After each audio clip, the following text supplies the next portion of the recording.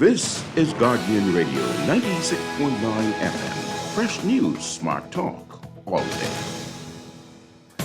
The views and opinions of the hosts and guests are their own and do not necessarily reflect the position of the management and staff of Guardian Network. You have to be strong in today's world. Keep your focus and what you believe in, how to achieve all your dreams. Keep moving forward, never accept less than who you are. Live your best life. Be strong and free. It's the Hit Back with Nahaja Black.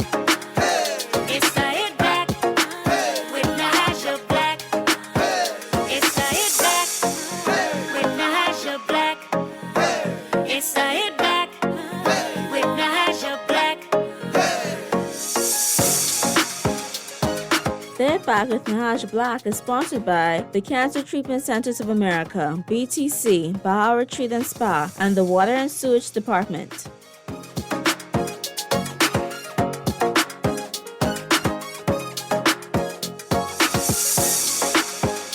Afternoon, Bahamas, and welcome to the Hit Back. I'm your host, Nahaja Black. It is a beautiful day here in the 242. I hope that we are taking care of ourselves, that we are loving each other, we are living our best lives.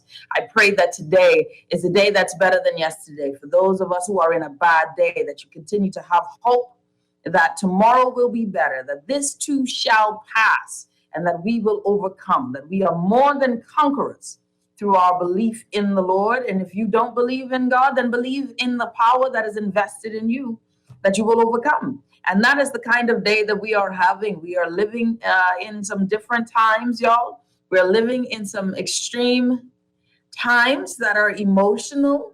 A lot of mental health checks. I don't know if y'all noticed Simone Biles, world-class gymnast, cited mental health concerns where she, decided that she would bail out of the team, the overall, what did they call them?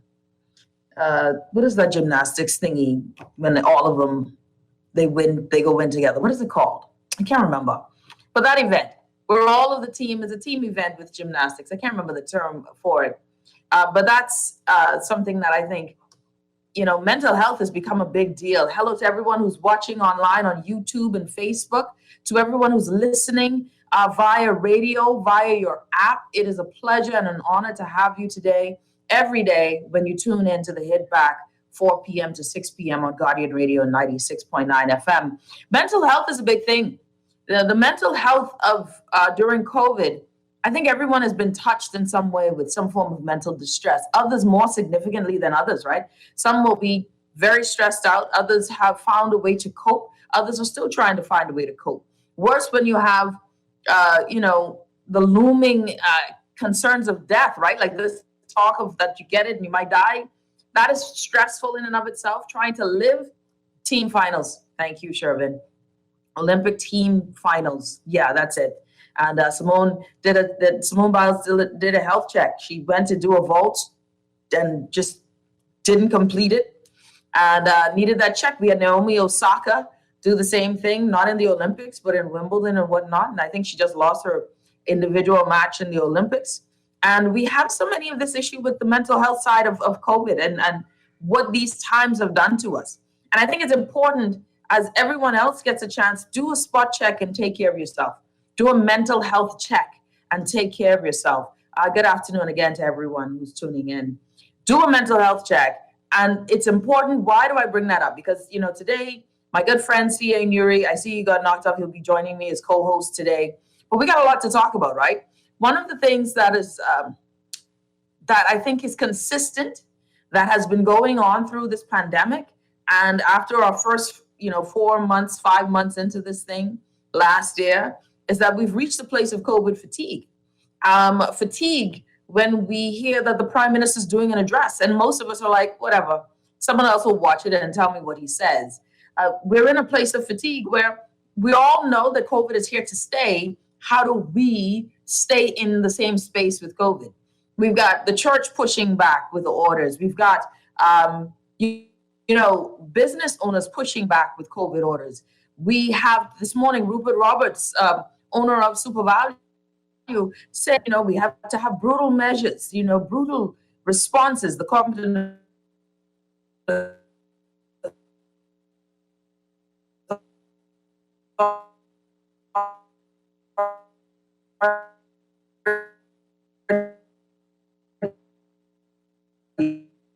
to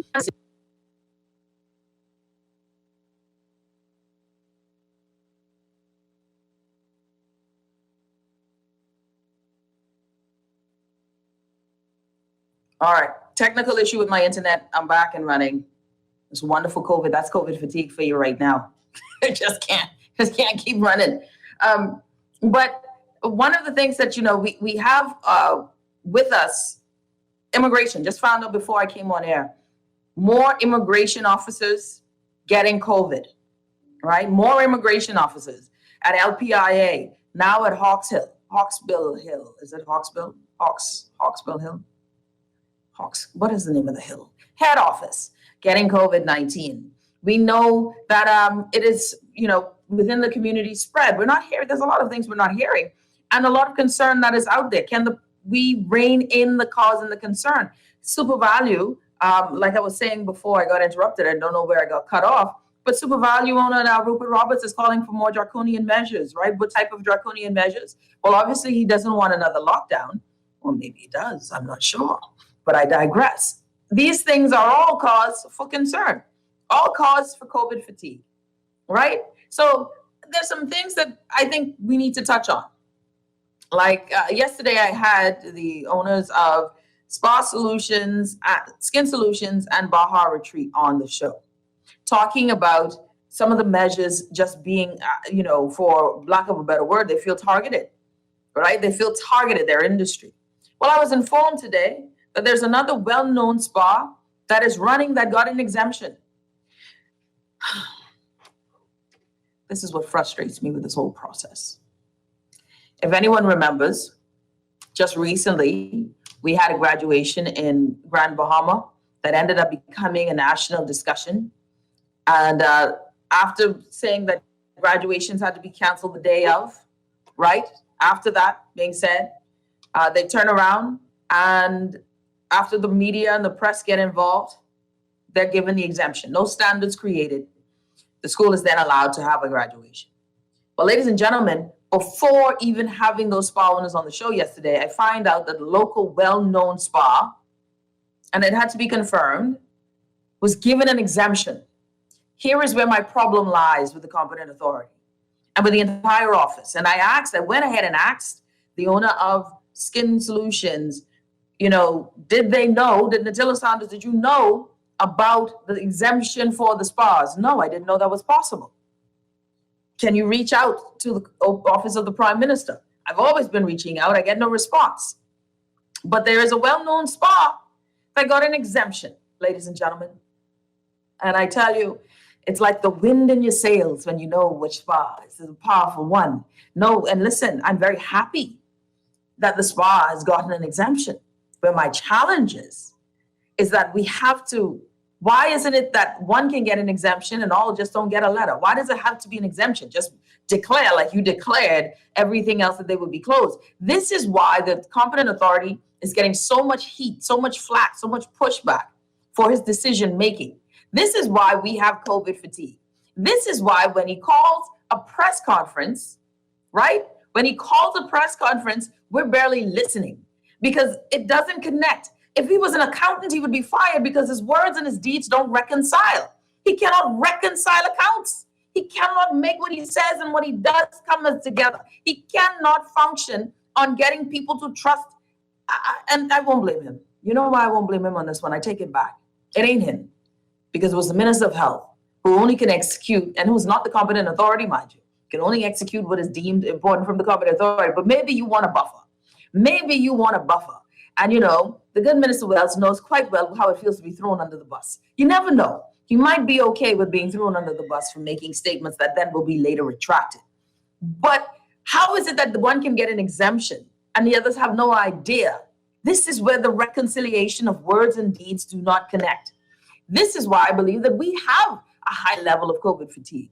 Why is the church pushing back on the 1 hour? My good friend, Minister Kevin Harris went on his Facebook page and, and then decided to share his as a pastor.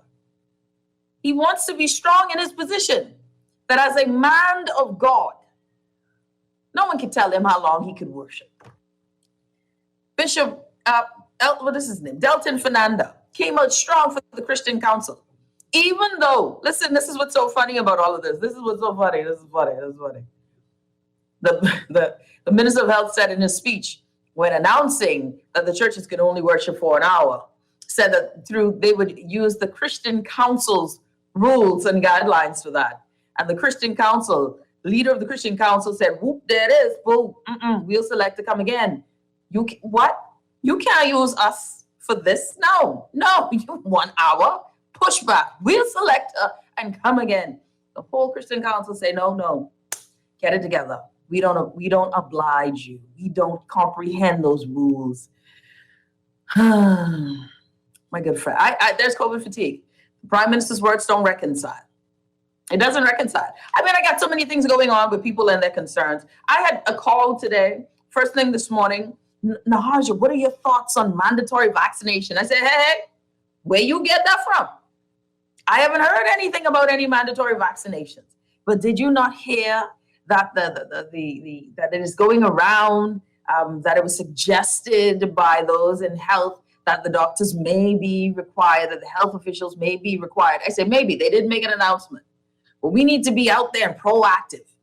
Then you got people getting arrested for showing video of the issues within the hospital, right?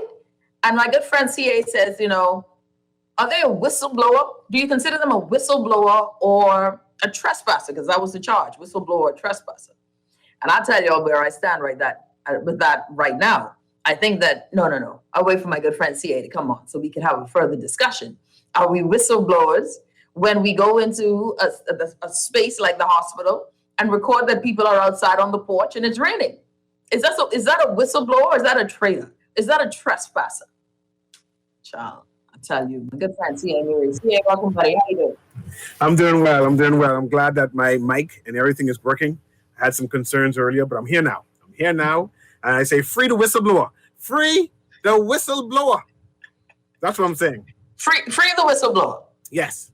I said she's a whistleblower as well. Were that bad at the hospital there, Nahaja. I know it's bad. I'm used to the hospital.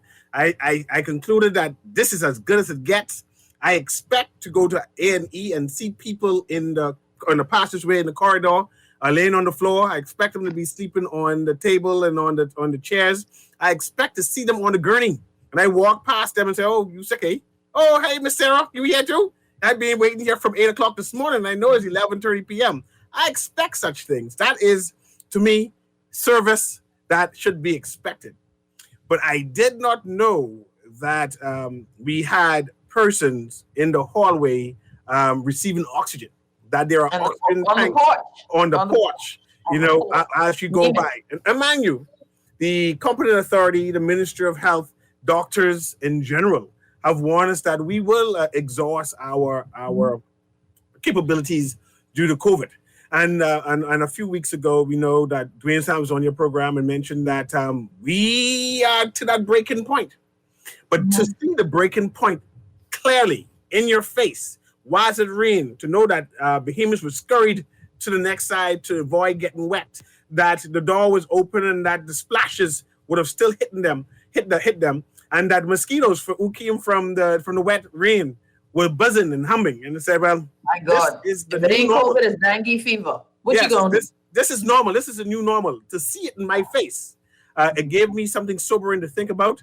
And it reminded me that, hey, whenever the vaccine comes in the next couple of weeks, months, years, that I need to encourage people, go get your vaccine. You don't want to be one of those in the corridor.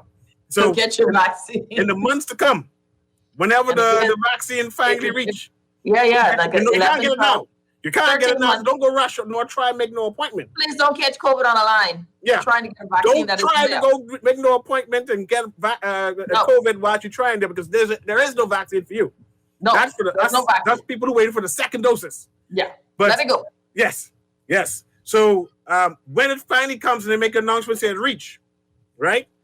Please go and take your vaccine. Yes. Go on the line and brave it. No. Don't go on the line. No? Make your appointment then. Make your appointment and go get your vaccine. Can I just say what is so sad? And now you're right. Free the whistleblower. Because I thought that, look, I told you, I said it, my own kinfolk was on the porch, on the party. I heard, you mentioned the porch, but I didn't understand. I thought it was like a porch, with coffee and tea, but not like a corridor porch. I didn't realize you meant porch. No, I thought you meant veranda. You thought it was what? A veranda. You didn't have a veranda where you grew up? With lemonade. Where I grew up in East Street, we all had verandas. We sat on the porch and watched neighbors walk by and say, "Oh, I can tell Miss Sarah you was being rude." Veranda. Free the whistleblower. Someone says that video came from someone inside. I wasn't an outsider with that video. Oh yeah, I didn't know it was well, child. If that's the story, then they got the wrong one in jail. Or hide it. Someone get locked up for it. So someone took the fall for it. But I think, listen, in all seriousness, this is where, my concern comes in that are we getting the necessary information? One of the things that I've said, right? One of the things that I've said was that I've asked, can I take my camera? Listen, it'll just be me. I'll just bring my phone or my camera and let me record some of what's going on in the hospital. Perhaps that would give people an idea of the seriousness of what's going on.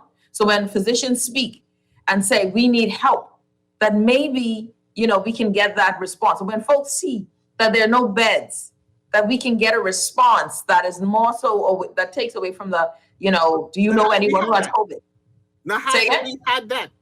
Who was that when the Prime Minister walked through the Prime Minister walked through the hospital? And I saw him during COVID walking through the hospital and showing what this Bahamas had to offer, what we were going through. I remember watching it.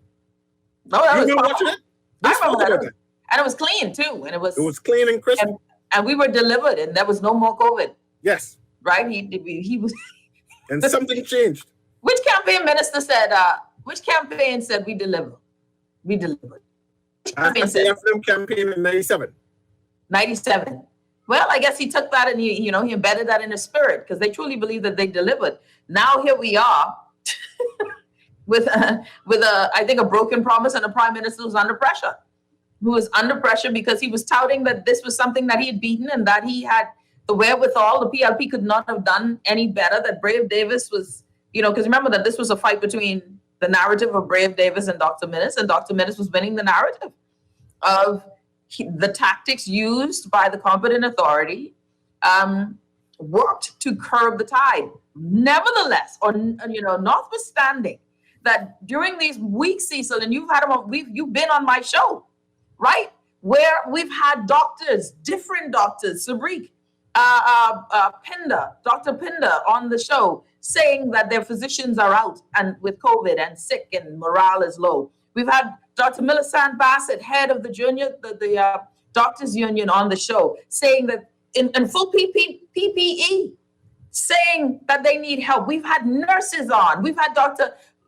Williams Lockhart on, frustrated, calling for more help. This was all because we were acting, hiding, and believing that there was nothing going on, but the healthcare teams were struggling.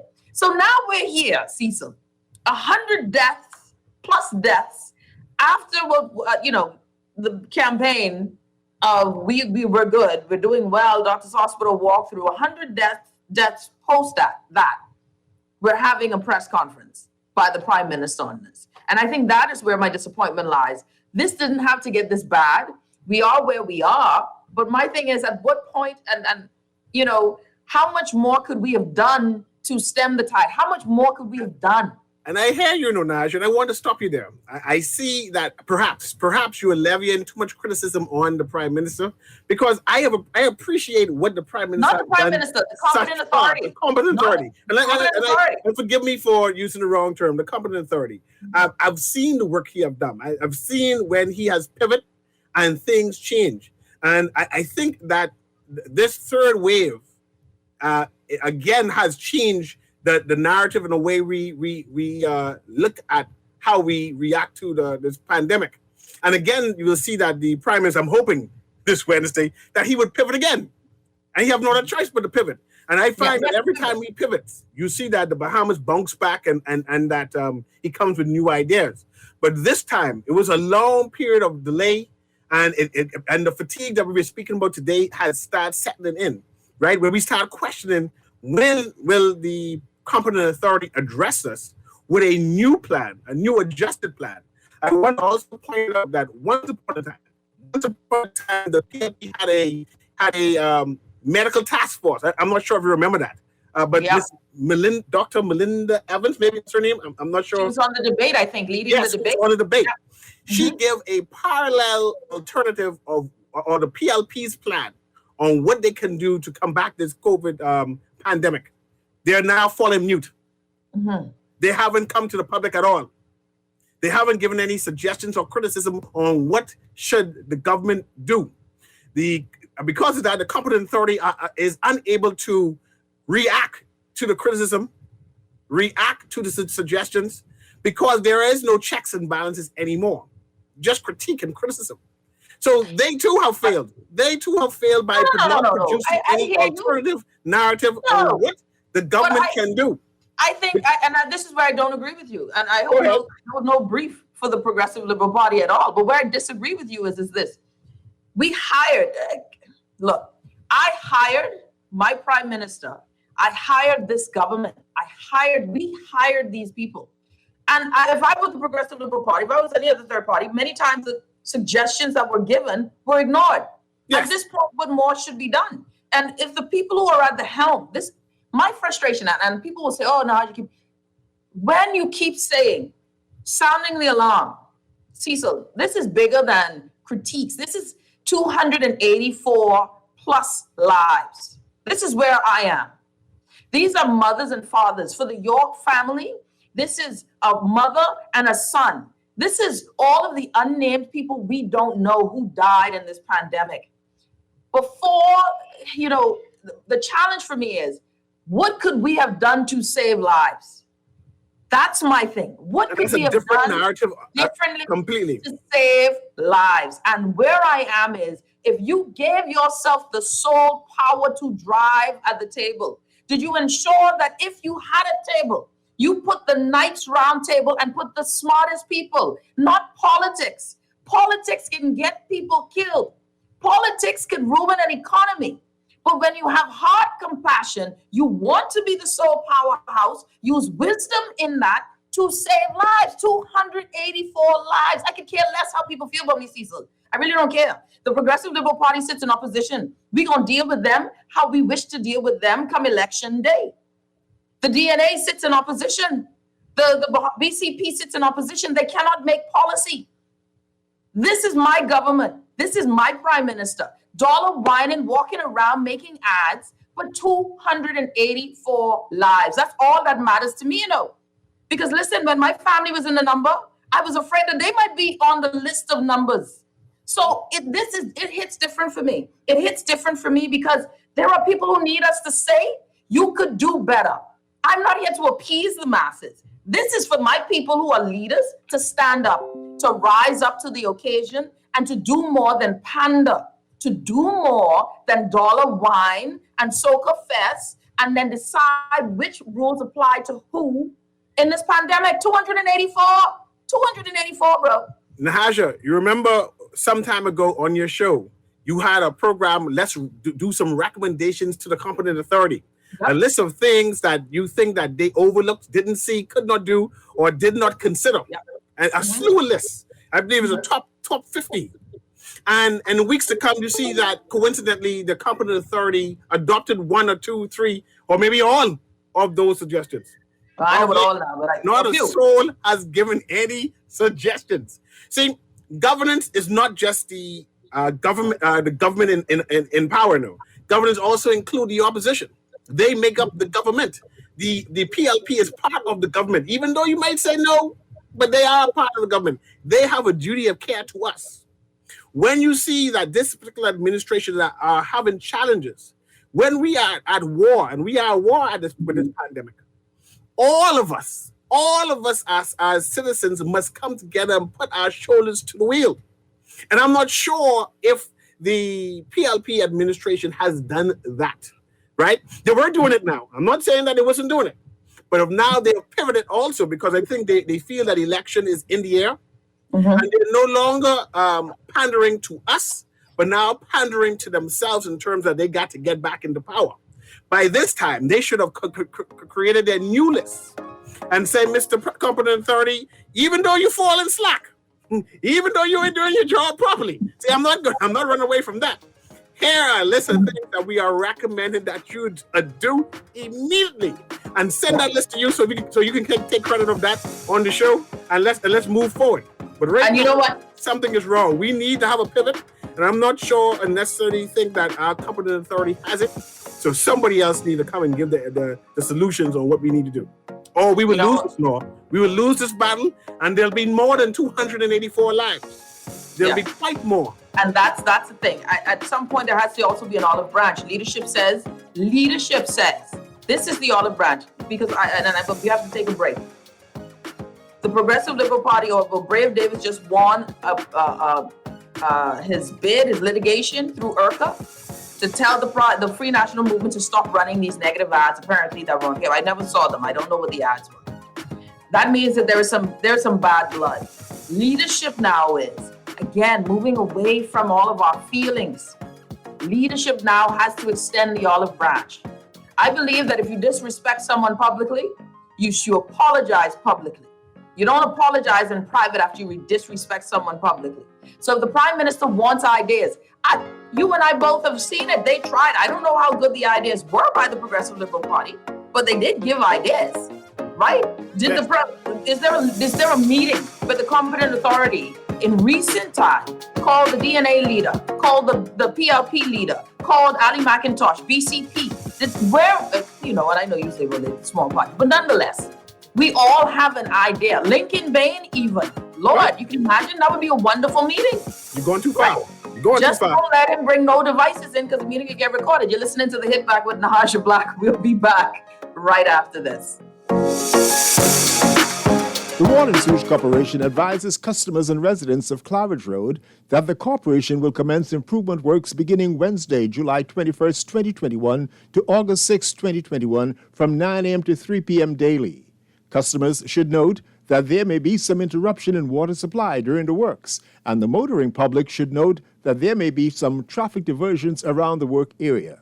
The corporation apologizes for any inconvenience caused as they work to improve their level of service. When I got prostate cancer, my family didn't know if I was going to live at Cancer Treatment Centers of America. Within days, I got an appointment. They presented me with treatment options, and we set up a robotic prostatectomy. When my scans came back, there are no signs of cancer. They don't see you as a number, they see you as a part of the family. I'm going on with my life. That's a real gift. Call us at Cancer Treatment Centers of America. This is Guardian Radio, 96.9 FM, Nassau, Bahamas. It's the Hit Back with Nahaja Black. It's the Hit Back with Nahaja Black. It's the Hit Back with Nahaja Black. It's the Hit Back. And we're back. You're listening to the Hit Back with Nahaja Black. All right, we have a few text messages. I wanted you to get a call. Please, everyone, feel free to give us a call. I have the numbers around here somewhere. Feel free to give us a call at 323-6232, 325-4316, or 325-4259. You can also text us at, 427? Can't remember. What are my text lines? April, shout out to my producer today. Can I just shout out April, my new producer for today? April is the best. April, thank you so much. I need you to send me the numbers for the text line though. Thank you, April. Keep forgetting the text line number. C.A. Nuri joining me on the show. We're talking about COVID fatigue, right? And, just wanted to say out, my good friend C.A. Nuri, for the record, C.A., I really, for me, it's well past, what is the, how people view, I think, my commentary, right? I think it's well past that for me when I talk about the fact that I expect more. And then that's just, I have expectations, right? This is one of those moments when you make whatever and use whatever's in your arsenal to get out there and get stuff done, right?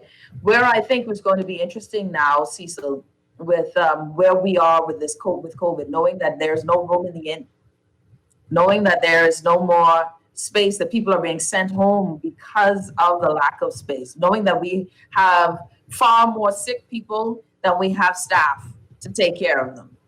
These are concerns that at this point, I don't think there's anything we can do. And this is where it gets concerning to me. I really don't know what else the Prime Minister can do to rein this in at this point, other than, and that's what I'm curious as tomorrow. So even to say it is scary for me, right? It's scary to say, but other than to lock it down. And I don't know, I may be too far ahead on that, because at this point where it is I don't know if our healthcare system, I don't know how many more people, I don't know. I don't know what the Prime Minister can say that can fix where our lack of stuff, our lack of medical professionals, our lack of space, our lack of vaccines. We're in a bad space. And I believe that is the problem. We don't understand how bad this space is, right? We hear in the circumference of it, the peripheral, I think is a better word, and of it, but no major detail. Like, for example, we have had at least 10 persons died of recent, like within this week from COVID. Every day you have 2, 3, 4, 5 people dying per day. But where are they dying, Nahaja? Are they dying at a PMH? Are they dying at Doctor's Hospital? Were they at the clinic? Were they at the Doctor's Hospital West? These type of information I would like to know. I would like to know what type of treatment they were having. Were they have any kind of comorbidities? I would like to know where the peak areas. Is it East still? Once upon a time, I'm not sure if you remember, they said, yes, East that's right. had a cluster. Had me panicking because I live out East. Yeah. Right? Yeah. And I know that I shouldn't mix with people who live further east, because I live mid-east. And I said, I'm not going that further east. And stay away from police officers, right? And stay away from police officers. Yeah. I knew what to do. I had a plan. I listened, and I had a plan of action of what I plan to do. If a police stop me, I put on my mask and say, how are you doing, officer? But now I do not know what to do. I'm kind of paranoid because I don't know no plan of action besides wear my mask, social distance. So that's it. And that's it. And I think that's something that has to still be very consistent. Wear your mask, social distance. COVID is real and it is everywhere. Just that's the assumption. Your mommy down the road, you might have just saw her yesterday, but she might have it or you might have it. Don't give it to her. Your cousin, your brother, your uncle, your sister, your grandma, your best friend. Just stay and psychologically, mental health wise, this is very disturbing where people some of us connect. This is how we connect, through family. Bahamians are very much family people. We might not like them all the time, but we're very much that social creatures. You go to church on Sunday. After that, you go somewhere and eat. You have we celebrate things. We may not have much, but we get together, and this is a part of our psyche. Summer is here, it's a lot. It's a lot, but please, if you can, social distance, wash your hands, stay away from crowds, even keep it within your household. We have a caller. Let's get to the caller. Caller, you're on the head back. Welcome. Hi, caller, you're on the air. Welcome. No, you're not hearing anything either, right? It isn't just me. I can't hear anything. Okay, so we don't have a call in line. All right. So feel free, everyone, to give us a call. You can feel free to give us a call at, and also you can text us. But you can give us a call at 323-6232, 325-4316, or 325-4259. You can also text at 422-4796. The question is, what can the Prime Minister do? What can the competent authority, not the Prime Minister, the competent authority, health officials, what can be done now? Rupert Roberts is saying that we have to be more forceful with our measures, right? What do you mean by that? I don't know. I don't know what it means. He used the word brutal, right? I don't know what that means. I don't like the word brutal, but Brutal is harsh. Brutal is maybe enforcement. The COVID task force. And there's not enough police to enforce bad behavior in this country. So we have to have a buy-in. You have to get Bahamians to buy in. And one of the things that I think about, Cecil, is that the narrative has gone between those who are vaccinated and those who aren't, right? And so you have a lot of persons who stand on the horse of vaccines, really anti those who have decided not to get vaccinated, right? And all of this is a free choice. How do you work on persuading people to get vaccinated, if that's the tool? But all of that persuasion, you got to figure out, since you have no vaccine, you're just building up the mantra, building up the campaign, and then you have to give a date when we'll get vaccinated. But there has to be some sort of effort to get people vaccinated, because the mandatory vaccination idea, I don't think will fly. Okay, so we have 2 calls waiting.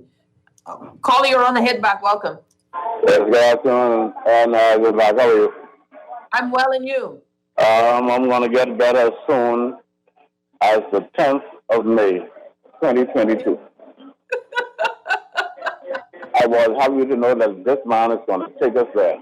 If he don't resign tomorrow evening or shuffle his cabinet, he is unpredictable. He is not productive. Don't forget he was in a good minister of health. So you think he got something more inside it? Is it slay by? No, man. I think that happened. But I'm looking forward to hear what he's got to say tomorrow, because he's still our leader. Okay? And he could take us into territory, whatever we've never been in before. Only God can help us. Thank you, Nahaja. Thank you. All right. We have another call on the line. Caller, you're on the head back. Welcome. Hi, Nahaja and Mr. Nuri. How are you? Well, and you? I'm good. I'm a little depressed because of what's going on. When we see these numbers, can you hear me? When we see these numbers, when I see these numbers, and whoever the state of that hospital, mind you, the hospital was in a bad state for years. Yeah. But right now, to actually see that, it traumatized me, to be honest with you. Because that could be me, it could be my mother. Any one of us could be on that porch or wherever that is. They have those people, right? What I would like to see from the Prime Minister, because I really can't call him the competent authority, what I would like to see with him is more inclusion. It's one thing, Mr. Nuri, to say, yes, the opposition could do this and they need to get more involved, and they this and they that. However, the Prime Minister has to be the one to really, really to bring them out. All of these persons who have something to offer, okay, they may be in opposition, but they have talkers, they have persons who served prior, right? Bring them together. I hope he has met with them already, right? Because we're in crisis. We're in major crisis. Now, how when you were partly in tears a few weeks ago when your relatives were affected, I felt your pain. Okay?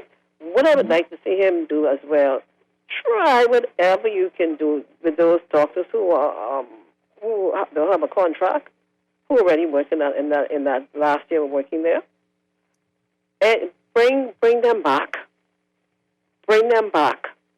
Try and encourage the nurses. This is what we need. We need more manpower. We need more manpower. Okay, I don't know if it's plausible, or I could correct me if I'm wrong, whoever listening or whatever. Can they get a space where they can actually accommodate persons? Build a mini, just use one of the clinics or build an area where you can accommodate more people, because that's the problem, manpower and space. You understand? Being crisis, I was wondering, you say, Dr. Forbes said, yes, persons are going to die. Yes, but as long as there's life, there's hope.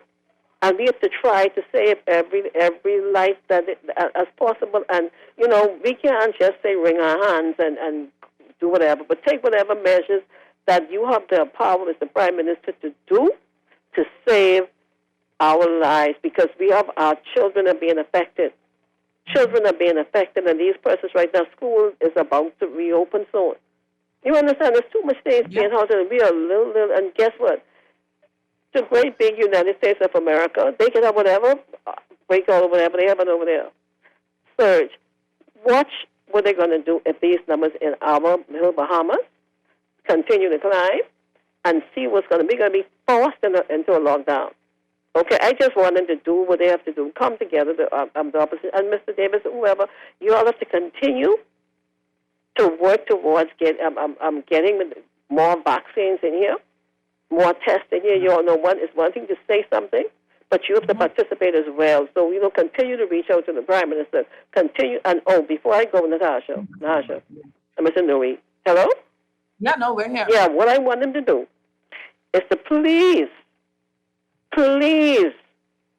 put a doctor who knows the science. Dr. Miller says he follows the science. How could you follow the science of an engineer? We need a doctor who's going to be quick on his feet, who can really, be there beside you to the table. You have too much on your hands, Mr. Prime Minister. You need help. Bring Dr. Sands back. You have other competent doctors who I'm sure will be willing to help. Bring a real doctor. Don't bring him to Mr. Bamboo Town, Mr. Wells. No disrespect to him. You understand? No respect. And I know Mr. Wells, he is not going to say this is too much out. He will take on the challenge, but right now this is too much. This is too much. This is overwhelming, and it's affecting our psyche. And we need you guys to come together to try and help save our lives. Thank you so much. Thank you so much. Great contribution there. CA, the caller made some good points. I think the main thing CA, is that we should get to the point where all hands on deck. I agree with that idea. I think that I can understand if they're quiet, the Progressive Party is quiet now. I would be disappointed if they're quiet now because of their feelings being hurt. But I can understand if you've been brushed aside many times because of, with your commentary, and it has become partisan. I understand that. And I've been one, and you and I have sat down many times when we criticized the last administration as well, and this one, both for the opposition at the time, not the administrations, but the oppositions at the time, saying for both sides, and I remember this with the Free National Movement, and I remember this with the PLP even here, when are you going to add to the conversation? When are you going to present something that can be used to aid as policy? And this is where the one-up comes in. This is where the politics comes before the people. Because if something that you presented was a good idea, is the government afraid of the government the day, afraid to give credit for that good idea? I believe that a government that sees a good idea and uses it is the one that'll win, period. I don't think politics in this country is hard, You do stuff for the people in mass, you get it right for us in mass, we'll vote you back in, period. I don't know. I mean, your thoughts? I don't know what to say. I see the caller mention that the opposition may need to work on getting some vaccine in country. That impressed me. I never even thought about that. Brave Davis and their team need to bring us some vaccine. I like that idea too. That would be a big one. It don't even have to be much. Just bring me some. Because there are a number of persons. Yeah, a number of persons are eager to take the vaccine now. To this day, will go online and register, but can't. Why? Because there aren't any vaccine, right? Mm-hmm. So instead of the yapping, they need to work, use their expertise and their connections globally, and bring one or two vaccines in and say, "Here, Mr. Prime Minister, competent authority, we got your back. We got you something." That would be big. That would be big news. Big. Yeah, man. And especially for again, listen, that would be huge. That'd be prime ministerial, eh? That would be prime ministerial rather than the photo ops, but we digress. Because that look at what was it? The Capitol building, that photo of the Capitol building, that was powerful. Looking down onto the ground, then had the dead man and juxtapose. It was a powerful photo, man. Yeah. Everybody doing photo ops nowadays. Everybody trying to look prime ministerial. We got a call on the line. Caller, you're on the hit back. Welcome. Yes, and good afternoon. Pleasant Good day afternoon. to you. Pleasant day to you and your co-host or your guest. Thank you. I would like to say that we are the government, we the people, and in another minute or two, let's say how many months or so, when we have another government, or if we have a change of government and we have a person, that person also shortly thereafter will be catching hell, and we will call the person out. So I would like us to get to the point where we do a real good national development. I think we needed a new hospital, a second hospital, let's say 20, 30 years ago. I would like to see a state, that's my wish list, that when we have independence, everyone participate, whether you're in government or opposition, everyone. So we move away from this what they call this partisan situation. So it's independence, and you only have the government and the cabinet ministers there, and the opposition, you don't see any of them at all. So moving forward, we really need to be together, and it's more than just one man. And so this one man, if we get this one man out, another one man, it will be the same situation. So we need to get away from the one-man situation or the one-woman situation. Yes, I agree. Thank you, caller. Yeah, I agree with him completely there. We need to get rid of this and move away from the partisan politics of it all within this. The disappointment is that you got silly people, and this is silly season, but the majority of Bahamians lie in the same way. Let's see what we can get done. And that's where my frustration lies. So the COVID fatigue comes from the fact that my God, it didn't take much to see the road ahead. If you were listening to the same people that I was listening to, I'm getting this stuff third rung. I'm sure that the physicians and the nurses are speaking with health officials more so than I am. How come I'm getting this information? How come I know what's going on in the hospital?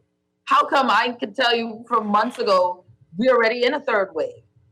Then physicians are saying we're in a third wave. 100 deaths later, we have our press conference, and we're at 280.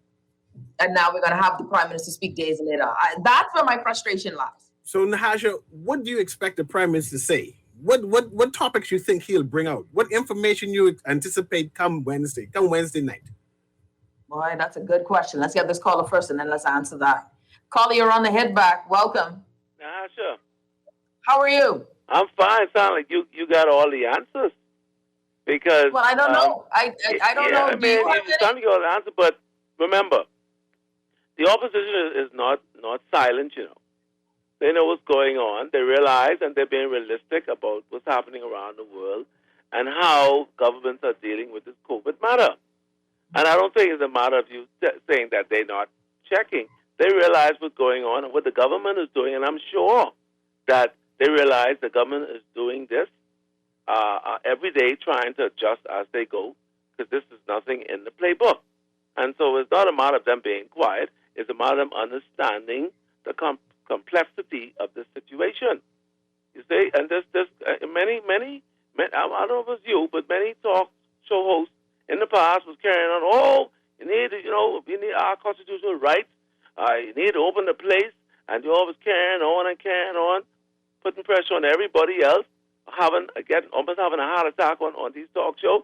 And now when the man starts to release the thing, as we go along, then now it's like, now you're complaining, you see?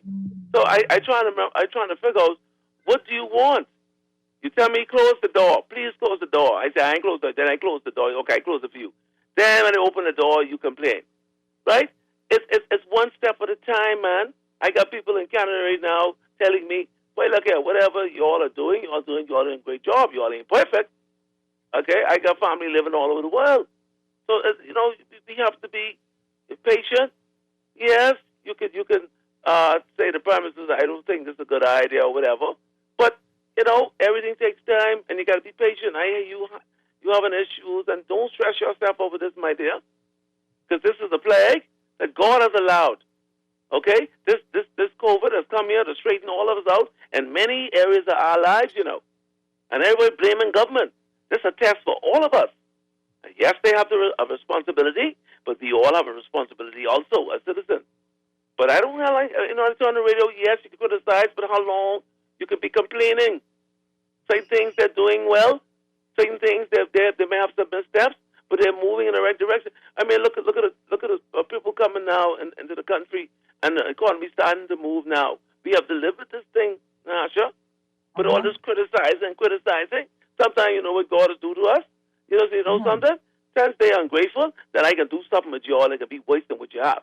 Sometimes you really have to be careful on how we pushing, okay? Because you don't have an answer. I know I don't have an answer. But we have to, step by step, listen to the CDC and other folks. Yeah, things ain't perfect. I understand that. But now let's try to work together and try. Don't frustrate yourself on this radio. Because sound like you having a heart attack. I am not lying. I'm not. I tell you what, my brother. I tell you what. My ticker is so strong. I don't know what your ticker. Calm down. But my ticker is very strong. I get tested all the time. I'm a strong but you woman. Gotta stop stressing yourself. I'm not stressed. You're stressed. I'm not stressed. I am. My pressure is quite fine, Natasha. But Nahaja. Listen, you mansplain it. I get your point, though. I get your point. Yeah, just calm down and get the relevant person on your show. Considerate about my health. Yeah, okay. This is powerful to me. Yeah, but get the person on your show. They help you. Thank you. I appreciate you so much. Thank you too, darling.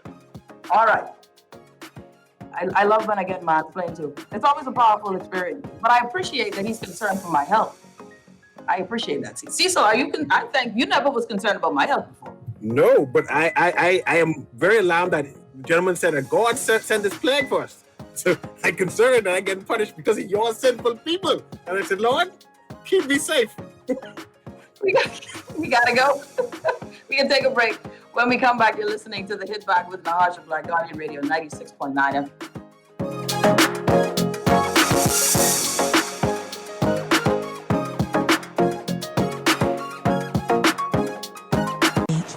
Refresh. Treat yourself. Immerse yourself in total comfort. Pamper yourself. After all, you're worth it. Relax. Rid yourself of all life's stresses. At Baja Retreat Anti-Aging Spa, you will find everything you need to enhance your body and spirit.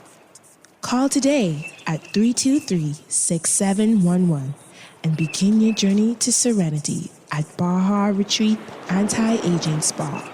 Enjoy an elevated mobile experience with BTC, giving you unlimited talk for the best conversations, unlimited data for all your online fun, and unlimited roaming to stay connected while overseas. For just $50 per line. Unlock unlimited mobile talk, data, and roaming when you sign up for BTC Superfast Fiber Internet with speed starting at 100 megabits per second. Enjoy more great savings and value. Upgrade or sign up today. Visit any BTC store or btcbahamas.com. Conditions apply. Tips for keeping children healthy. Ensure the children are up to date with their vaccinations, including the flu vaccine. Make sure that your children practice preventative actions such as proper hand washing. Teach them to cover their nose and mouth with tissue or the inner elbow when coughing or sneezing. Encourage them to keep their hands away from their eyes, nose, and mouth. Explain that they should keep their distance from persons who are coughing and sneezing. Keep your children home when they are sick. This message brought to you by Bahamas Ministry of Health in conjunction with Guardian Radio. It's the Hit Back with Nahaja Black. It's the Hit Back with Nahaja Black. It's the Hit Back with Nahaja Black. It's the Hit Back with Nahaja Black.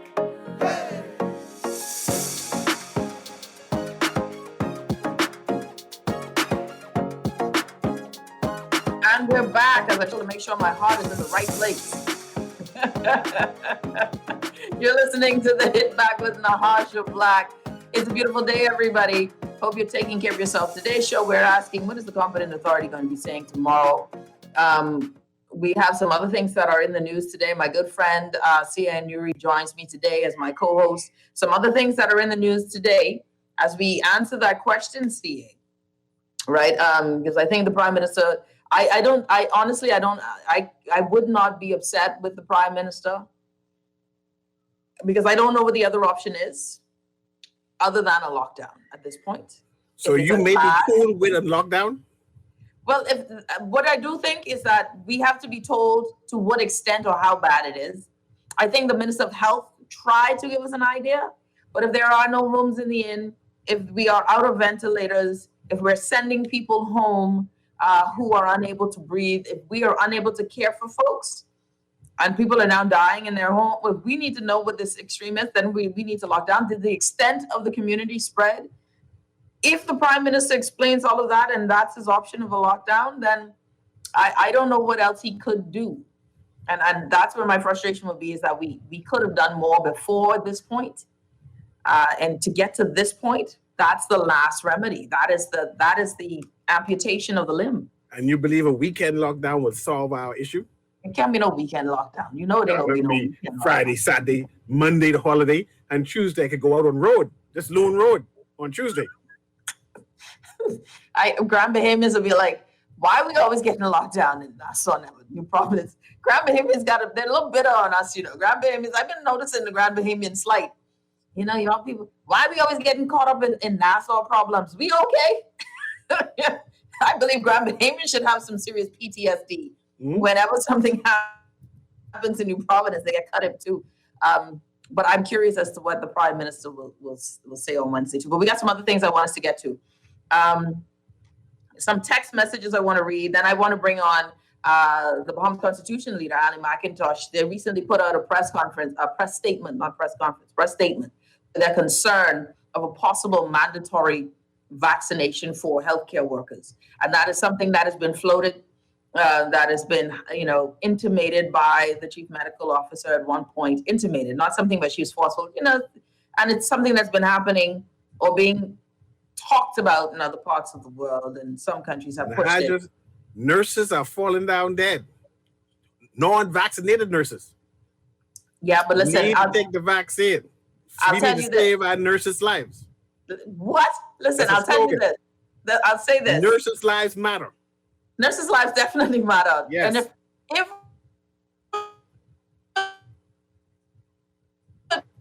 if a nurse is not vaccinated, now there's the moral ground of healthcare professionals were promised or they vowed to do no harm.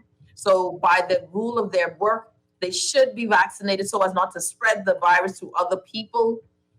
So that's an argument that has been proffered out in the ether. They're coughing around people, Nahaja. One of the things I find interesting, though, is we can't get doctors to do a whole clock-in system.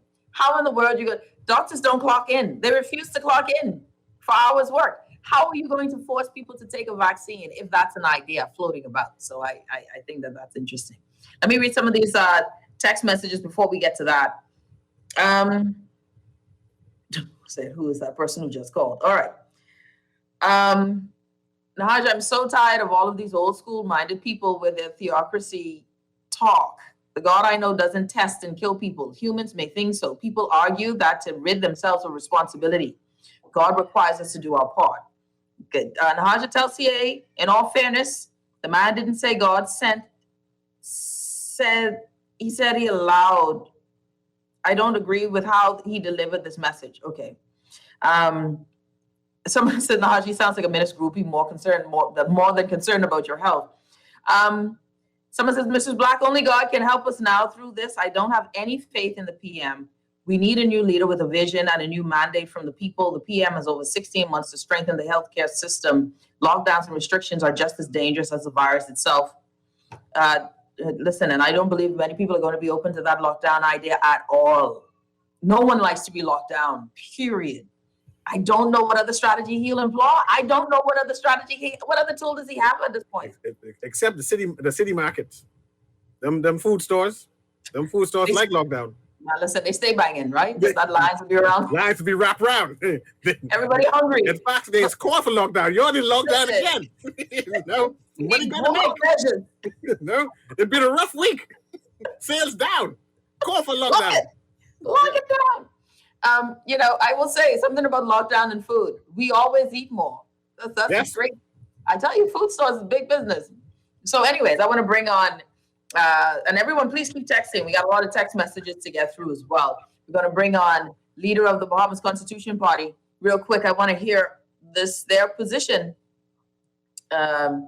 Someone says, Nahaja don't have any ideas either. I mean, I've had quite a few. I will say, if I toot my own horn, Cecil can tell you, I've had a few. But, nobody listens to me. I'm just a radio host. Nobody cares. I've got joining us Ali McIntosh on the show. Ali, welcome. You got to unmute yourself, Ali. Unmute yourself. There you go. Hi, Nahaja. How are you doing? I'm doing well, and you? I am great. Hi, C.A. Nuri. Still making trouble, are you? Always. It's good to see you. You look sprightly and ready for this election. So I'm excited for your party, man. You know when you look strong? You look strong. Yes, I am strong. I've been taking the opportunity to build myself, to build my immunity, to build my strength, my tolerance, because with this election, you need plenty tolerance and plenty patience. Yeah. But I should be talking to Nahaja. She's the host. It's all good. It's all good. She is my C-host. Ali, let's talk. Ali McIntosh, leader of the Bahamas Constitution Party. So there's been recent, just this morning, really getting a lot of outreach, persons reaching out to me, including yourself, concerned about a possible mandatory vaccination for healthcare workers. Explain to us where your concern comes with this as a party, the Bahamas Constitution Party, and this press statement that you've released. Well, Nahaja, what it is, and thank you for having me today, and good afternoon to your listeners. Today, of course, the concern comes from the concerns that we're hearing all around the country, all around the world, and the country in regards to what is happening with these governments in terms of their response to COVID-19. Obviously, over the last few days, persons have called all of our leadership and asked, what are y'all going to do? In the fact that we are the Constitution Party, they assume that we should have an answer regarding any kind of innuendo, not innuendo really, but push forward with the government regarding any kind of mandatory vaccination.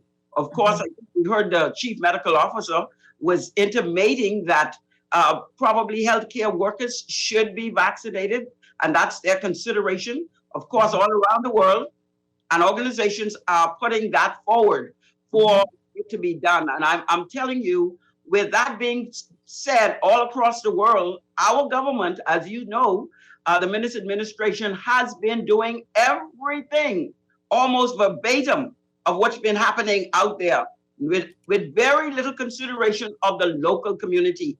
And so we know, with that being said all across the world, and he copying with whatever they're doing almost verbatim, as I said, we know that this is going to be a consideration in very short order. And we believe we have to provide resistance regarding that, even before he says so, just in case. When he speaks tomorrow, he decides that he is putting that forward in a strong term. We want to make sure that that is not done on behalf of the people of the Commonwealth of the Bahamas. Well, now with the mandatory vaccination idea, what is being talked about, and again, there's been no official statement. There's been no official request. There's been no statement from the Ministry of Health with regards to this. So this is really just what was been suggested. Yeah, suggested, right, as options within the healthcare facility for healthcare workers, and something that is being done in other parts of the world right now. And I know in the United States there's that demand. There are some groups that are demanding that healthcare workers in the States be vaccinated and make it mandatory. But I have to ask you this, Madam McIntosh, again, leader of the Bahamas Constitution Party.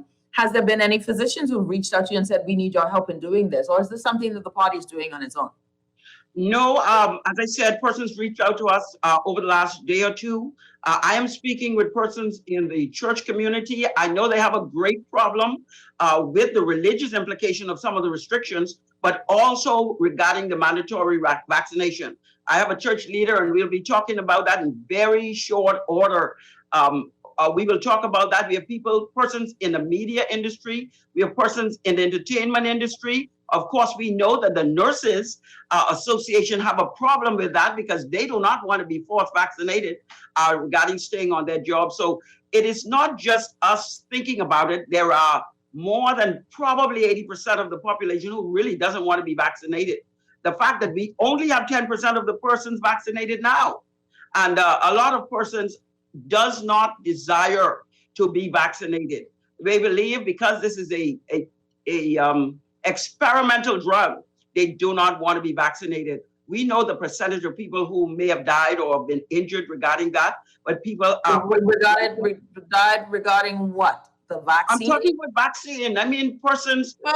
Okay, Ali, I support you on this, but I don't want you to start, sharing stuff where you can't give that data. How many people, compared to those who've taken the vaccine and are fine, versus the small amounts of persons that you can probably count on your hand? And we have to, obviously there's question about data in country, but I don't want us to create this fear that vaccines are killing people, because I'm sitting here as a living witness. I'm not dead. Vaccines, we're not saying vaccines are killing people immediately, but there obviously are injuries that have taken place as a result of vaccines.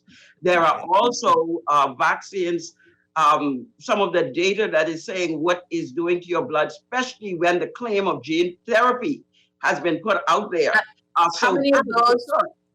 Okay, but I'll let you finish up, Ali, because again, how many of those reports versus all of the other reports that are saying that it's fine? So I don't want to create the space where we are creating fear around something where there's science and data that is saying something, that counters your argument by a lot more than what you're presenting. So I'm good with us saying that people have a choice and a right to determine what they want to do. But let's just make sure we come away from the scientific, if I may then. But I know I looked at Perspective. That's an article in the Nassau Guardian even yesterday by Sharon Turner that kind of indicated in some instances the concern scientifically in that regard. But my concern is that people have a choice what they wish to do with their body. So if we just stay right regarding the constitutionality of forced vaccination, people do have a choice. Yeah, according to the Constitution, and we put it out before, according to Article 60 and the right to life, if you're afraid that if you take something, you may die, then you have a right to say no. If you take something that you may believe might intimidate you in regards to your job, well, that speaks to torture and inhumane treatment. You have a right to say no. And of course, you have a right of freedom of conscience to say no if you don't want to.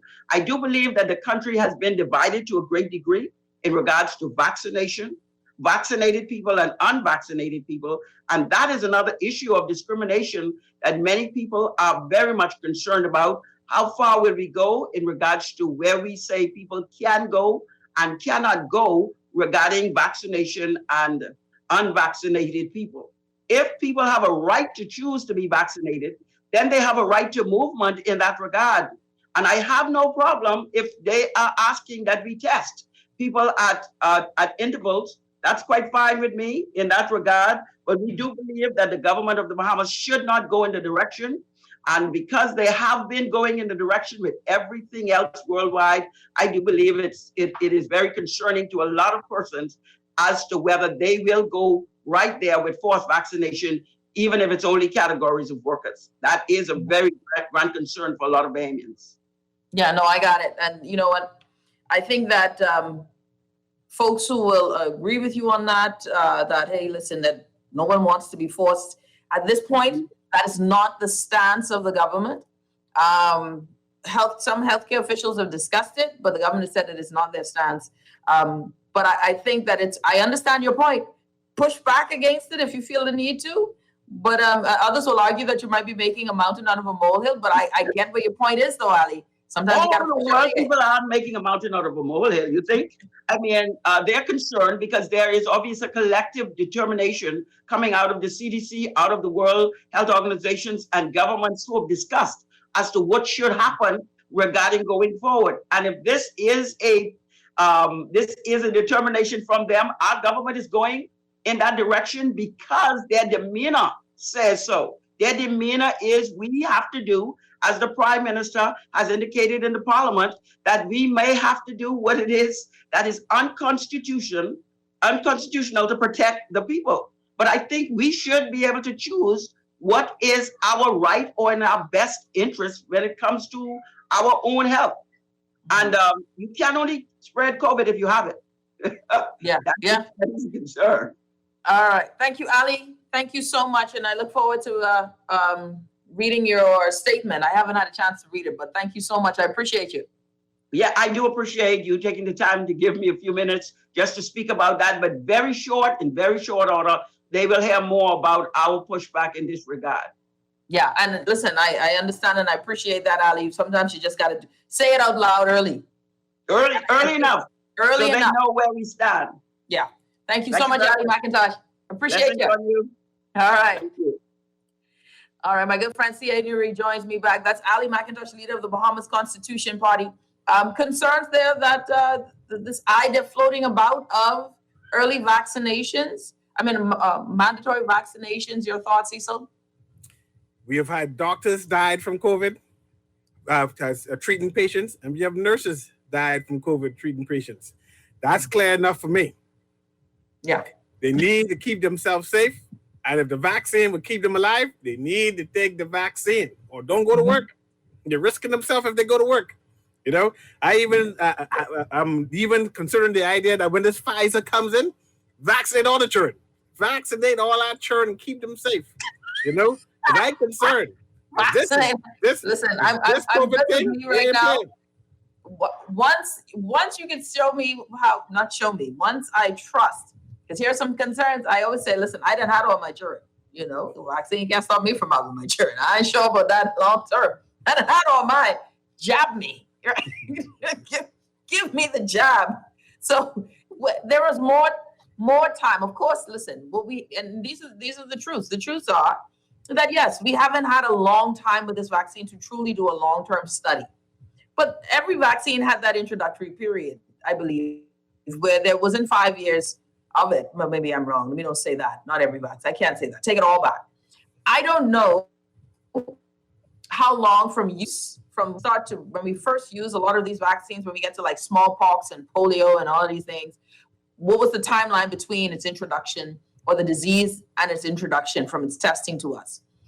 All I'm saying is that we're a vaccinated country. We're people who take vaccines. So I don't believe that by large measure, we're not vaccine people. I think the concern comes in how much data do we have? Well, a lot of people believe how much data do we have that says, hey, okay, this is safe. Now, in these, you know what was my selling point for me, Cecil? I watch all of the UK filled with white people take the vaccine. And I was like, all right. The white people get dead, I get dead with the white people. All right, all of Canada did too. I was planning on moving there anyway. We just gonna all die together. I was okay. But again, for me, it was I just didn't want to be that person. And of course, it was work-related things too. But I was like, okay, I'm gonna go ahead and do it. But when it comes to kids, well, you need to do more testing for my daughters. I need grandchildren. Period. So hold that one. They can wear masks at school for a while. Yeah. For a while. Okay? We need a little bit more time on that one. I don't care what vaccine they got to test that on baby rats. You cool with this virtual learning? I don't want this virtual learning. I need to discontinue. That ain't working out for me. That's not working out. And if vaccine can stop this virtual learning and send the child to school, I for the vaccine. I won't lie to you. I really could use. I can't do more virtual learning. We got a call on the line. Caller, you're on the hit back. Welcome. Yes, good afternoon to you. Good afternoon. Right. I agree with the lady who was on a little while ago. I agree with everything that she's saying. Mm-hmm. I think that we understand what the nations of the world are trying to do. I think that we understand what our prime minister is trying to do. They're trying to force this vaccine on everybody in this country. And I agree with her that persons who do not wish to take this vaccine need not take it and shouldn't take it if that is their choice. I think that they are lying, and I think that they are trying to force this on the people of the Bahamas for reasons that we may not exactly know. I also understand that they're testing the vaccine, especially on Caribbean people. I understand that the persons who are the body organization that is in charge of this whole thing is even not sure that this vaccine works 100%, as far as I understand. But we have a constitutional right, and I think that we ought to stand against what the government is trying to do. The people of this country ought to say no. Those who are vaccinated and those who aren't vaccinated ought to not allow the government to push this down the throats of persons who do not want to be vaccinated. And I also have a problem with persons who have been vaccinated. All right? They've been vaccinated, but they have an issue with persons who do not want to get vaccinated, as though we have some problems. We do not have the disease, the virus. So why are you so uptight about us getting vaccinated? Because you think you're going to die and leaving us alive? We ought to take a stand against the foolishness that they're doing, and we ought to not let them push us down our throat. Have a good day. Thank you. I like that last line. You uptight because you're going to die and leave us alive. I like that one. That was a good line. I do. I think everyone has a right to choose. That's all. For me, everyone has a right to choose. And once full information is given, once people can weigh the pros and the cons, it's a right to choose. But however, know that those choices have some form of consequences. Do you know that there are other, that's one of the things that we've yet to hear, right? And one of the concerns is too, that medical professionals are so involved with the scientific data and medicines and pharmaceuticals and that sort of thing, that we don't have the other study of what other natural remedies can assist. Like, when did we find out Cereseed was good for the cold? How did we determine that? We don't know, but we know it, right? One of the things that I will tell you that I miss Dr. Dwayne Sands for, I've not heard anything since. He was actually working on a department that its only function was on herbal medicine, on our bush medicine, determining the remedies of bush medicine. How do we get to what more this bush can do and that bush can do? Scientific stuff, right? Because we know Cereseed can help with the cold. We know if you got to put up, yes, it does. Trust me. You give me a nasty Cereseed with some lime in it, that cold will come right out. I don't know about COVID, but I know about the cold. Yeah. So, Cereseed don't work for you? I don't do food. You by yourself. I have to go get aspirin and Tylenol, and theirs work for me. You're the last one, boy. Cough No, drop. sir. Scientific stuff. That bush medicine thing until they can say how many persons they tested on and what. No, you by yourself. But you just have to have. All I want is for folks when we make these choices that they're built on full information, not misinformation, right? Full information, pros and cons. I don't like the fact that when you're searching for something or you mention something on Facebook or WhatsApp, you get censored. You've been jailed. You've been in Facebook jail more than we can shake a stick at. You're a serial felon for Facebook. Yes. Well, we digress. We got another caller on the line. Caller, you're on the hit back. Welcome. Good evening. Good afternoon. How you doing? I'm doing well, and you? Wonderful. Listen here. I'm not going to take it, none of my children, because we have something in running our family called NF, neurofartosis. And this is a neurological stuff in the body that it grows you. My daughter, I have it, but she got it worse than me. And every so often you see like little lumps popping out on her. You think I can let my daughter take that? She's 30, but she doesn't make up her mind. So they did a long time test on people with those type of things. No, it didn't. That's right. And think about it. Some people, yes, they have high blood pressure, they have high cholesterol. They've been taking their medication. But as soon as they take the vaccine, what happens? They drop in dead. But they have high blood pressure, cholesterol. But as soon as they take or having heart problem, they taking the heart medication. But as soon as you take that vaccine, why people are getting different problems in their body, but all at a time they taking the other medication would be improving, although a long time it messed up your liver and your kidneys and everything like that. But the same thing would runs in our family because it's a European thing. I went to a doctor one time and he said, "Oh, I got to give you some cream for that." He didn't know what it was. Only a few doctors in Nassau know what neurofartosis is. It is, it's not cancerous, but it's something that it grows on the nerve in the body. Uh-huh. So you think I'm going to take that? You think my daughter's going to take that? All of my sisters, everybody, they have it. Big time. And like I said, my daughter is worse than me. And they hurt at times. She's being pain a lot of times. So, so why you think that I should be taking that? I agree. I mean, and this is why it has to be one of those things where we stay with choice. And for the record, thank you so much, Carla. I appreciate you. And I thank you so much for sharing your story with us. And I could understand completely why you would have concerns with being vaccinated. I understand completely. There are some vaccines to this day I have been taking, and I probably won't. The main ones, I don't know if you call the flu shot a vaccine. Flu shot can't be a vaccine. I just call it a flu shot. I don't understand that being called a vaccine. That's not a vaccine. We got another call on the line. Caller, you're on the hit back. Welcome. Hello, caller, you're on the air. We lost the caller? I think we did. All right, we got to take a quick commercial break. All right, caller, you're on the air. Hello? All right. We'll take a quick break. When you're listening to the Hit Back with Nahaja Black, CA, and you're rejoining me, I think for sure, CA, the vaccine is definitely a hard debate topic, but I doubt this government has the chutzpah to ever call a mandatory vaccination. That'll be it. I mean, you might as well put Lincoln as prime minister, because, buddy, the coalition and independents gonna have the biggest march ever. All right? Share. We were gonna be on it. You're listening to the Hit Back with Nahaja Black. We'll be back after this.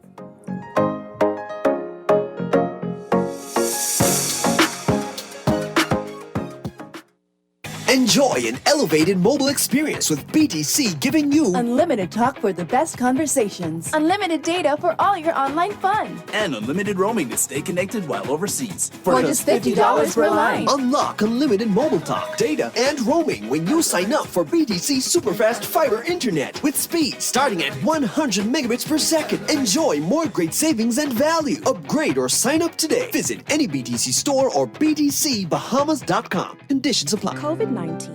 Do not panic. Be prepared. Some persons may get worried and feel stressed whenever there's an outbreak of diseases like COVID-19. Do not panic. It is better to be informed and prepared.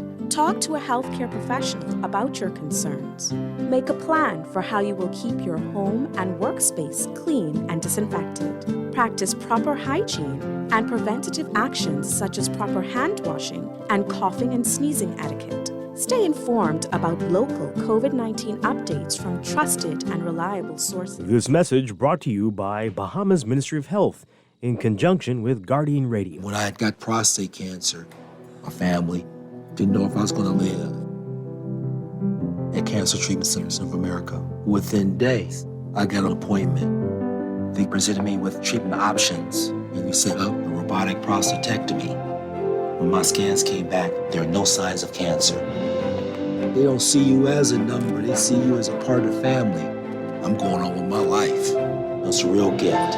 Call us at Cancer Treatment Centers of America. Morning Blend Business. The economy. Finance. Business. Industry. Government sector. Private sector. Financial services. Tourism. Personal finance. Investing advice. Consumer issues. Consumer rights. Trends and business opportunities. Morning Blend Business. Following Morning Blend every weekday from 9 a.m. to 10 a.m. right here on Guardian Radio 96.9. This is Guardian Radio 96.9 FM. Fresh news, smart talk, all day. It's the Hit Back with Nahaja Black. It's the Hit Back with Nahaja Black. It's the Hit Back with Nahaja Black. It's the Hit Back with Nahaja. And we're back. You're listening to the Hit Back with Nahaja Black. My good friend C.A. Nuri joining me on the show. Okay, we got some very good text messages. Good evening, Ali. Speaking very intelligently. May God protect us all. That someone says that caller all over the world, family just as blind as him. When an informed non-Bahamian asked me about our case count, their follow-up question was, "How are you testing?" Oh, you're only testing if people have symptoms? No wonder your count is so low. These people need to stop glorifying our fake low numbers, and please tell these cabinet ministers to stop vilifying unvaccinated Bahamians until they get 300,000 more vaccine doses in country. Late again. Amen on that. Mrs. Black, please let the lady speak the truth. That was Ali, for Ali, right? Listen, I support Ali in her efforts for sure, but the claims were just, I had to rein in those. You can't say people are dropping down dead, and I haven't seen folks drop down dead. But mind you, there have been folks who have, based on reports, based on studies, that have died from taking the COVID vaccine. The numbers are different, though. 50,000, if that much, compared to tens of millions who have taken the vaccine. But we don't have data in country. And that's where I have a problem with our government. If you want people to take a vaccine, please have data in country. Let us trust the data you provide if you provide data. Be honest, be proactive. Instead of waiting for people to call your long-winded number if they're sick. You know how crazy it is, Cecil? And I told folks, when I took the vaccine, I had a crazy headache. For 4 days of crazy headache. Okay? Now, mind you, I have migraines. So it triggered my migraines. But at what point, when you have migraines like mine, do you know when it went overboard? Should I call the number, or is this a regular migraine? You know what I mean? So instead of you waiting for people to call you, do a subgroup. Decide you're doing your own study, right? You get your data. We need to see what happens to people who have hypertension. What happens to people who have sugar, who take it? What happens to people who are morbidly obese? What happens in a random subset of 300 to 400, 500 people who take the vaccine? And we track them. We check on them like we do when people are on the COVID protocol, and you're supposedly supposed to check on them. Just check on them. Do a spot check. We pay for COVID police. But these COVID police, what are they doing? Riding around, making sure that they get COVID? That's all. What are they doing? Because the party's still happening at the club. You still see hundreds of people on Gladstone Road. You still see hundreds of people on Saunders Beach, dollar whining and shaking up and catching COVID and taking it home to Grammy. All of that's still happening. The Police Friends Club's still open. But I digress. They could be on the road spot checking and saying, hey, I want to see how you're doing. That's what they could be doing. Don't forget, we bought 23 new cars in an economic crisis, and we still ain't doing nothing with fines, but we could fine up one party who you wasn't invited to. But I digress. Again, I'm just saying, you want people to believe, do data in country and be honest. If somebody dropped down dead with COVID, put the number there for the vaccine. All right. Nahaja, ban that caller who told you to calm down. Never tell a woman to calm down. That's these fighting words. Exactly. Brother, cause my pressure going up. I was fine. Then he said, calm down. Someone says, I'm at the point where I accept that unvaccinated people have chosen to die. Let them be. If they want to die, let them die. My people. If they don't want the vaccine, then don't give it to them. And good luck with that. The gentleman caller sounds like a person whose freezer is full of steaks, well fed from the crumbs of the master's table. Tragic that once our stomachs full, we show little concern for the plight of others. We lack empathy as a people. Perhaps that is why we're so easily divided and conquered. All right, we got a caller on the line. Caller, you're on the hit back. Welcome. Hello, good afternoon. Good afternoon. How are you? Yeah, I'm doing great. Nahaja. Hey. Yeah, just let me say this. You know, every time coming towards this ending of this emergency order, you will see there's a spike. There's a spike in this COVID. You hear me? And I really feel we gotta understand the times we're living in, you know. And I want to come with some scriptures for the Bible for my people. And Proverbs 30 and 14, you'll find that there's a generation whose teeth are like knives and whose jaw teeth are like swords, to devour the poor and the needy from off the earth. Then you'll find in Proverbs again, 18, 28, and 15, that as a roaring lion, and there's a raging bear for our wicked rulers over the poor people. Now, what is happening now? They're just saying, take the vaccine, take the vaccine, take the vaccine. You hear me? And I want to say this. Where the Spirit of the Lord is, there's liberty, there's freedom. Anytime people are forcing you to do something, that is not of God. And, you know, the Lord said, he said, what should be a sign of, he told the disciples, what should be a sign of my coming? He said, be careful you be not deceived. And deception is to be misled by falsehood. That is what COVID-19 is. Thanks for the time. Thank you so much, Carla. You know, I mean, this is where we are, you know, where folks are saying, don't pressure me. And, you know, I hope people aren't feeling pressured, but encouraged if they wish to, right? If they wish to. And I am one where if you wish to do it, then let's make sure that people who want to get vaccinated. Make sure we have the vaccines in country. Those, and I think that there should be more choice in vaccines. There should be more discussion on if there are other therapies. Have we done any other studies on other therapies? We were told, hey, at the beginning of this, vitamin E, go outside, go into the sun, you know, go for your walks, stay with your vitamin C, stay hydrated, stay in this vitamin D, I think it's from the sun or E, one of those. Keep taking your zinc and all of these things. But we do know that the Delta variant is a pernicious bastard, right? It is vicious. It is, when I say vicious, is that it is just more, it's easily contracted. That's what makes it more concerning, is that it's easier to contract, it's easier to get. And so that makes fighting it harder, right? So I know we're telling people to get vaccinated, but all of this is for naught if there are no vaccines in country. There's no vaccines in country, CA. So what will the Prime Minister say this evening, tomorrow night? What do you think? I don't think he will lock down the country. I don't believe weekend lockdown works. Even 3-day lockdown works. If you're not going to do it for a week, don't do no lockdown at all. That's how I got to look at it. And the reason why I say that is the lockdown is for incubation to see if the symptoms, it comes out if you have COVID. And that's the reason for lockdown. So that weekend lockdown doesn't do that. So I cannot approve of that. I mean, the competent authority can do whatever he wants, but the weekend lockdown to me doesn't work. I expect him to do a lot of data. I think this is going to be data filled and some information about how school opening and how COVID is going to impact that. Some information about the election and how COVID is going to impact that. Information about the persons coming in who are vaccinated but don't have to be tested. I believe that is going to be an update on that. I think there's going to be an update on the family islands, particularly Exuma, which seems to have an outbreak, which seems to be the resources there are stressed in terms of the person who tested for COVID. I think you're going to hear more information about support and sending out extra personnel to family islands to do testing. I'm hoping to hear more about this cruise.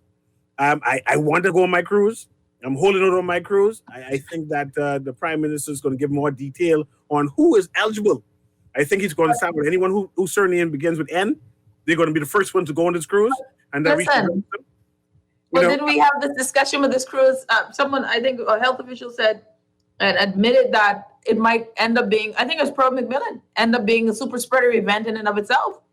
But what are you trying to say? I'm not going on the cruise? I just don't, I mean, really going to put a bunch of folks on a ship to go get vaccinated? Yeah, if he's going to throw away his cruise idea, then he need to have a lottery. He need to have a lottery where I can get some land. I want an Exuma piece of land and said that every 600 new persons who get the vaccine will be inside the barrel to win a piece of Exuma property. And I'm sure that will work as an incentive. And then do it every 600, the next piece of land. I mean, I'm excited about incentives and ideas. So a lot.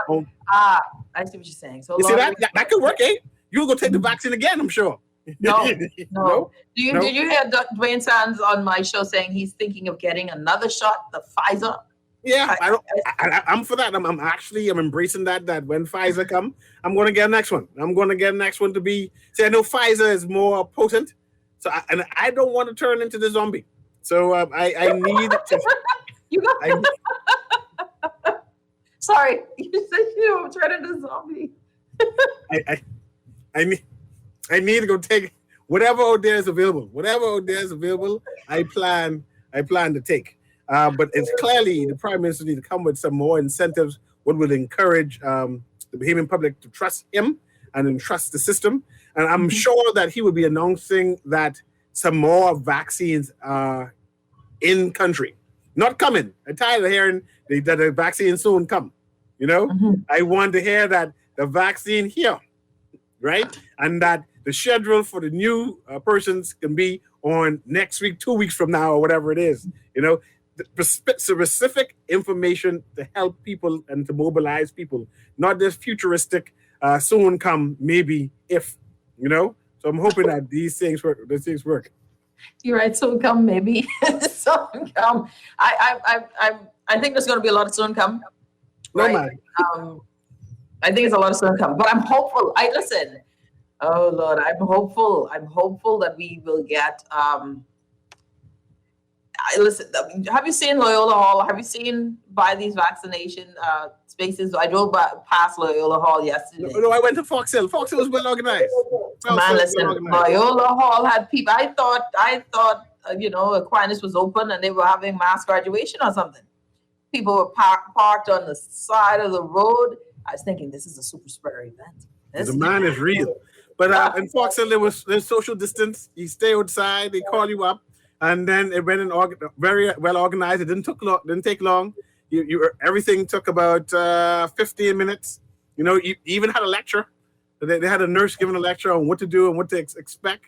And they I'm not sure if you got that not voice note, that text message on your phone telling you what could happen next and that your next vaccine dates and everything. So it was very well organized. It was very well organized. So I don't understand why we're doing lines, but I hope we get back to it being organized and not the lining up outside kind of thing, 40-second shot. Once the appointment is there, just go in your appointed time. For those who are taking it and for those who aren't taking it, you want that space too. Now, something else I want to get to before we go. So I don't know if you have, and I don't know if my listeners have, it was traveling on social media. And I got a statement via WhatsApp. Pfizer's more potent. Okay, so via WhatsApp app, there's this social media post, and it goes, and it's, the administration just implemented a mandatory declaration processing fee for all and only Bahamian residents traveling through the major airports in the Bahamas. All passengers declaring items manually or electronically must pay a $3.35 processing fee, regardless if their exemption covers the items declared or not. Did you hear about that? I heard about it and I saw receipts. I didn't understand it. I thought it was fake news because I know my government don't do foolishness like that. And so I assume that that's fake news. And our prime minister and this administration don't do folly things like that. So it's impossible. And the PLP need to stop. The PLP need to stop with the fake news, and it's not real. And sorry to say, but it's not fake news because it was a new tax that was put on last night. Now, where it got, you could tell it was I got that. Listen, the way it came out and started, it was definitely PLP propaganda. But it was true. It was a propaganda. It was true, but it was written. You could tell by a party lawyer. It just felt very. But it could be a DNA. It could be a COI. It could be anybody. Someone says, Bahamians. So the administration gave you a choice on how you pay your $3.35. You can either pay the customs cashier after declaring your goods or pay through an app. Bahamians, they outsourced another app contract without it going to tender as usual. I wonder why. See, so then it goes on. I wonder why this administration, blah, blah, blah. Because they could tie it into customs means. Okay, so the concern is another tax, right? Taxes. So we get a press release from the Ministry of Finance confirming that it was true that there was a charge, and I'm noticing him saying was a charge of $3.35 that actually was approved in the last budget. I don't know if we missed it. That's a processing fee for your declaration of goods. I don't understand why I got to pay a fee on my declaration though.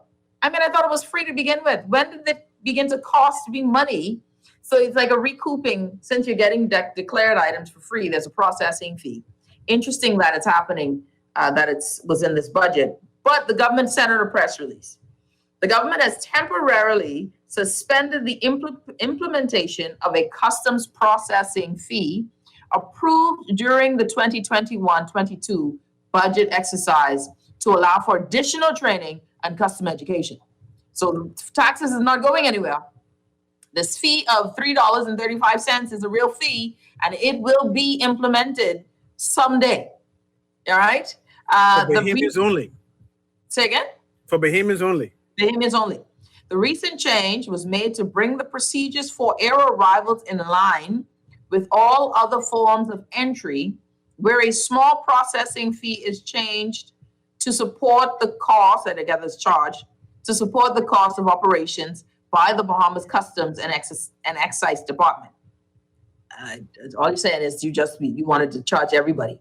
The $3.35 fee does not apply to individuals using their custom exemptions or filing nothing to declare. Okay? There you go. It is only applicable for individuals who declare taxable goods on a C-17 or C-18 form associated with accompanied baggage declarations. Okay? I'm not sure whatever that is. I don't know what that really means, but I think what it means is anything that's within the exemption, right? If it's 300, how much is the exemption now? 500? Once it all falls into that, there's no fee. But if you have something that's over that exemption value, then there will be a processing fee. Nahaja, whatever I buy in the States, it could be under $500. Even if I buy $1 million, $499.99. it can stretch, it can shrink within to that boundary. So I'm not sure what they're talking about. I never go over that much. Vacuum seal a whole suitcase. There you go. I didn't bring Listen. I don't know what you're talking about. These fees are collected by the Customs Department and deposited directly to the public treasury. Well, where else would it go? I mean, why tell us that? We are aware that some customers were charged incorrectly and are making arrangements to issue the appropriate refunds. While the fee is being suspended, we are reviewing the implementation to ensure adequate training and proper communication, said Dr. Janine Moss, Comptroller of Customs. The ministry notes that the fees would be applicable to both manual submissions and the submissions through the exempt app now being trialed. Social media reports linking the app to the fee specifically and to the company Canoe are wholly erroneous. Geez, that was a thing? We were connecting it to Canoe? I didn't know that. The app was proposed to and accepted by the Customs Department from the New Providence-based company Exempt Technologies Limited. That's interesting. That's the name of the company. Who has prepared a proof of concept prior to approaching customs. The question is, did it go to tender? And I think that would be it. But did it go to tender? But long story short, new tax, $3.35. Anything over $500 in your exemption, there's a processing fee. So now we have a fee. Yeah, that's a fee. Okay. I mean, it is what it is. Yeah. It's for the rich folks. $3. You good for it, Cecil? Not no whole $3. I could buy Wendy's in the airport. 35 cents though. What? Yeah, that's an odd number. That's a weird number. Mm. Lord. Someone says more tax on your backside. All right. I see we only have a few minutes. I want to say I'm not sure what could happen come Sunday, but the churches better close in that 1 hour because I expect to call the COVID police on them. I'll call the COVID police on the church. Let them know. Let's let them warn them. You know what? Beforehand. God will deal with you. God will deal with you. I'm a messenger. So I'm just letting them, they should render unto Caesar what is Caesar. Stop doing folly. Stop saying foolish things. The 1 hour, no one should tell them how to worship. This is what the church is saying. Let them people worship. You can't worship God now. You can worship within the hour. That's what I'm trying to say. Unless you're Anglican or Catholic. You notice that Anglican or Catholics aren't complaining. Always be these Protestant small churches always complaining. I gotta go. I can't. You know, you're trying to make me. It's a coincidence. There's always been those drifting churches. You know, I trying to stay my face solid, and you just say something. Yeah. Share. I just saying. I just be noticing. Them small drifting churches always complaining. The prime minister, the prime minister has what? 2 good days. 2 good days. 2 more good days, and then he'll find out. Yep. 2 good days. 2 good days, and we'll find out exactly. But come Sunday, I driving around. Let's let you know. Listen, I don't know. Maybe there's a curfew. You drive around. You be the last Nuri in jail. Oh, Lord. That bail will be long for you. Oh, Lord. Oh, well, listen, I think it's going to be interesting how this plays out tomorrow night with the prime minister and his address, the competent authority addressing the COVID crisis. In all seriousness, we are in a crisis. I believe, and I think it's safe to say, I heard someone, I think, was in someone's press statement, they said we're in the 4th wave. They got me nervous. I was like, when did the 3rd end? Because this has been a long 3rd wave. Now,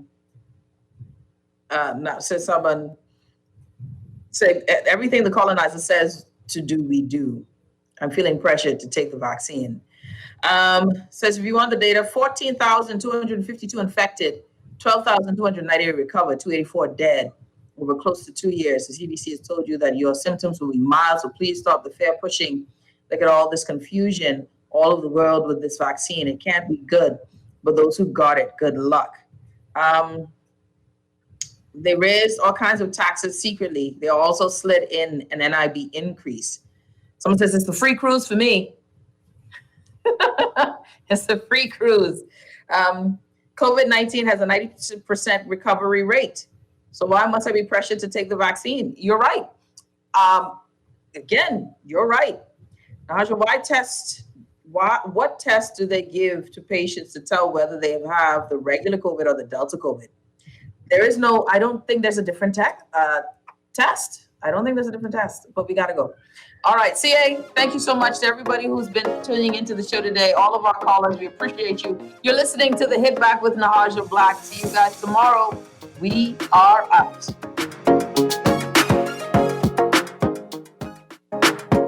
It's the Hit